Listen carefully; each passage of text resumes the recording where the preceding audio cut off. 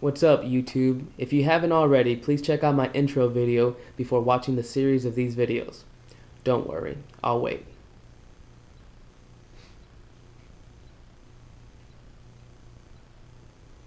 Alright, you ready? Awesome, let's get started. In Ephesians chapter 6, verse 12, "For our struggle is not against flesh and blood," so it is not physical, "but against the rulers, against the authorities, against the powers of this dark world, and against the spiritual forces of evil in the heavenly realms." So, in other words, there's a lot more going on than we can see.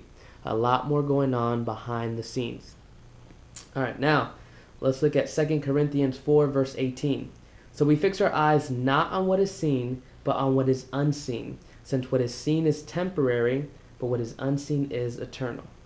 Notice it says, since what is seen is temporary. Okay, temporary meaning it is subject to change. How do we change it? With the Word of God. So, if it is temporary or subject to change with the Word of God, you really have no reason to be afraid.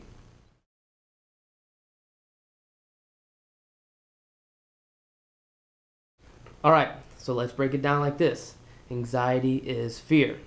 Now the problem is, God has not given us a spirit of fear. Let's take a look at 2 Timothy 1, verse 7. "For God has not given us a spirit of fear and timidity," I think that's how you say it, "but of power, love, and self-discipline." Okay, so we have to understand that the enemy uses fear to get to us. He is a father of lies. All right, he's going to try to lie to you physically and emotionally.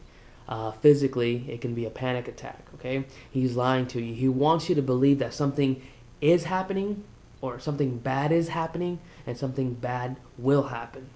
Same concept. He's lying to you. Okay, then you got the emotional lies.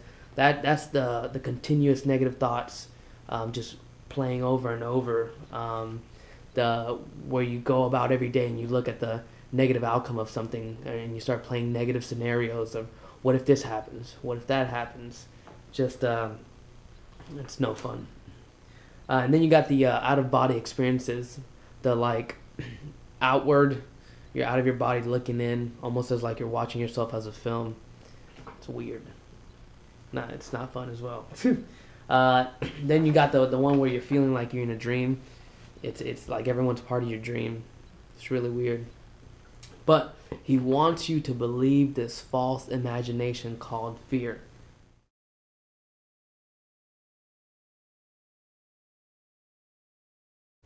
The reason so many people are afraid is because they lack faith.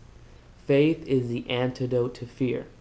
Okay? When you start to notice fear, it is an indication that faith is absent.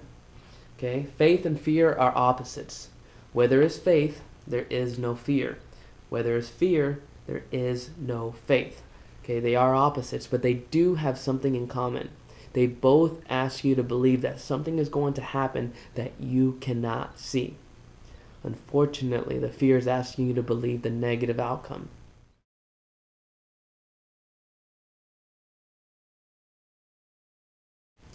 We have to change what we are expecting. Okay, we have to stop expecting the worst and start expecting the best. We got to stop thinking negative and start thinking positive. All right, let me give you an example of expecting the worst. In Job chapter 3, verse 25. "What I feared has come upon me. What I dreaded has happened to me." So obviously he wasn't expecting the best there. He had a mindset.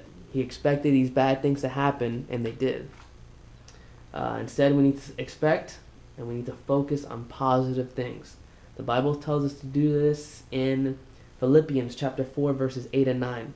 "Finally, brothers and sisters, whatever is true, whatever is noble, whatever is right, whatever is pure, whatever is lovely, whatever is admirable, if anything is excellent or praiseworthy, think about such things. Whatever you have learned or received or heard from me or seen in me, put it into practice, and the God of peace will be with you." Okay? You have to start concentrating on the positive and not the negative.